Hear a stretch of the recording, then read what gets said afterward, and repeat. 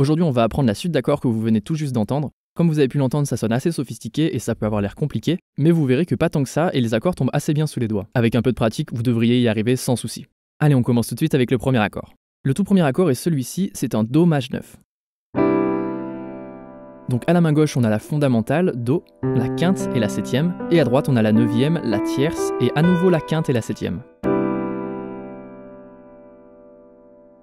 Alors pour vous en rappeler facilement, vous pouvez jouer à la main gauche un accord de Do maj 7, et à la main droite un autre accord de Do maj 7. Et tout ce que vous avez à faire ici, c'est d'enlever la tierce à la main gauche, et à la main droite de décaler votre pouce d'une touche vers la droite. Et voici notre premier accord, Do maj 9. Le deuxième accord est celui-ci, La mineur 9. On a la fondamentale, la tierce, la quinte, la septième et la neuvième. Et alors pour passer du premier accord au second, c'est tout simple. Vous lâchez tout à la main gauche pour aller jouer le La avec l'index ou le pouce comme vous préférez, et à la main droite vous décalez simplement le pouce vers la gauche. Donc voici nos deux premiers accords. Ensuite on va passer à un troisième accord, Mi mineur 9. À la main gauche, Mi, la fondamentale, et à la main droite on a la septième, la neuvième, la tierce et la quinte. Celui-ci est assez intéressant, il s'agit d'un renversement d'accords très utilisé en jazz, et il donne une touche sonore assez reconnaissable, donc c'est bien de l'avoir dans votre collection. Alors pour passer de l'accord qu'on avait avant, La mineur 9 à celui-ci, vous décalez à la main gauche, vous jouez Mi, et à la main droite vous ne bougez que le pouce et l'index, et vous montez les deux doigts d'un ton. D'ailleurs vous remarquerez que ces deux doigts n'ont pas bougé depuis le début. Donc depuis le début. Et le tout dernier accord, Sol mineur 9. On a à la main gauche la fondamentale, une fois n'est pas coutume, et à la main droite seulement 3 notes, la quinte, la septième et la neuvième. Et pour passer de cet accord à Sol mineur 9, donc à la main gauche pas de miracle, il faut changer la fondamentale, et à la main droite ce sont du coup les deux doigts qu'on a laissés tranquilles depuis le début qui bougent, et à la place vous venez jouer 7 notes avec l'annulaire. Et on retourne ensuite à notre position de départ. Donc jusque là, nos 4 accords, vous pouvez les jouer comme ça, en les plaquant une fois chacun.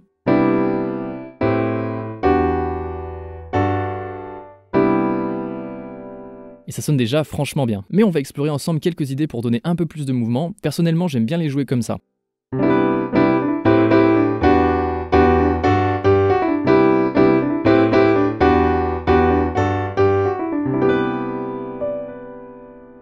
Ne vous inquiétez pas, je vais décomposer tout ça pour vous. Donc la première chose, c'est de venir dérouler le premier accord, comme ça.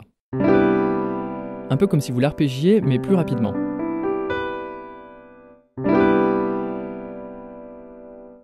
Petite astuce pour le faire, il faut que vous accompagniez vos doigts avec votre main en faisant ce type de mouvement. Un peu comme une sorte de vague, vous voyez. C'est vraiment les mains qui vont engager le mouvement. La seconde étape est d'ajouter des notes de transition entre les accords. Ça va permettre d'introduire les accords et de jouer une petite mélodie sympa en même temps. Donc depuis le premier accord, je joue ces deux notes, la neuvième et la tierce, pour introduire le suivant. Je vous le refais.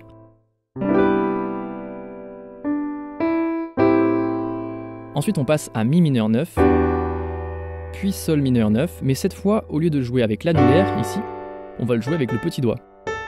Pour dérouler ces 4 notes, ok, je vous le refais. Vous voyez, ça tombe bien sous les doigts. Et ensuite, on revient sur Do. Donc avec les notes de transition, on a ça.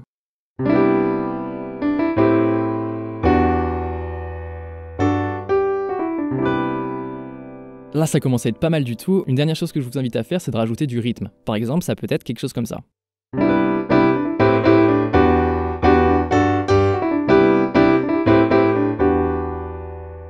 Ok, je vous le refais plus doucement.